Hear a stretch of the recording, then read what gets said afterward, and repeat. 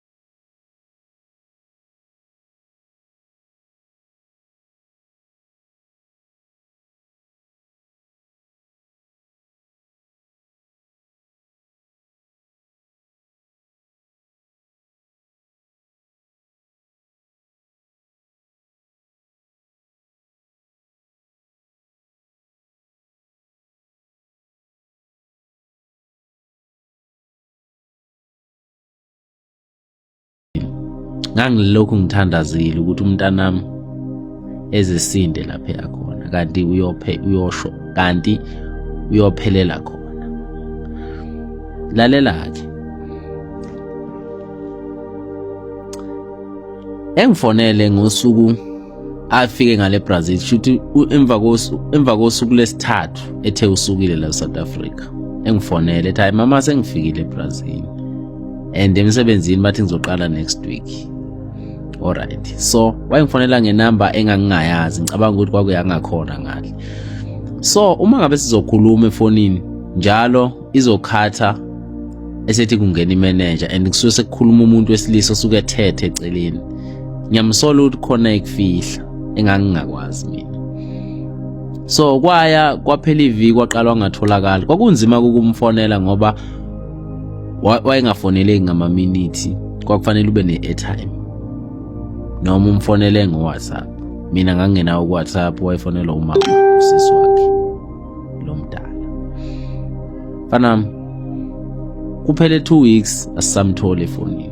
Ingiphathe kabi-ke lento, ngizama ukubhalela kwaKhumbula ekhaya, ngibhalele ingane yami cause yayifundile le ngane engangihlala naye, wayesele osekhona namanje. So ezama ukubhalela kwaKhumbula ekhaya, ebhalele ama-shows ukuthi bezama ukusifunisa manje yena cause asisamthole efonini and seku-voicemail. Kwaphela 3 months, kwaphela 6 months. Kuthe makubheke ku-8 months September, ngase ngihlale ngibuka indaba lezi za international lezi edlala ku-4 2. Indaba lezi za international. So September kwakhona indaba evela ukuthi kutholakala usisi eshonile, wayemboziwe nje eshonile. Into eyenzeka-ke ukuthi kwaredwa phansi igama lakhe kwi-ID ayiphethe. Angaze ngizobuhlungu nje September. Ngazama ukufonela inamba zakhona ngaze ngathola enye inamba engayifonela khona, ngakhuluma nomunye usisi yize noma ngangingamuzwa ukuthi wayikhuluma ukuthini, but sazama September ukuzwa ukuthi ukhulumani. Samthola wayikhuluma isingisi, wayesebenza ngakhona ngale. Washo ukuthi kutholakala usisi eshonile, ekhishiwa amehlo, wakubala nokunye ngicela ukungakubali.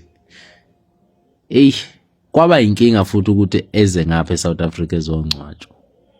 Kwaze kwangenelela enye organization yasisiza ukumletha ngapha. Esefikile ngapha September, wayengenawo amehlo, engenalo ulimi, private part, esuswinzwane, esusimino. ezandleni. Kwakubuhlungu kakhulu engcwatshwa Buthemba, kodwa-ke ngithi mina abantu besifazane abaqaphele, more especially laba abathola umsebenzi online, bewuthole kude futhi bephinde beye naphesheya. Ngiyakuthanda mfana wami. Hayi, lelo ngithandile-ke lelo ngiyanithanda nami. La besikhuluma nge-call, so ezinye izinto sengizeqile bezi-unnecessary besikhuluma like.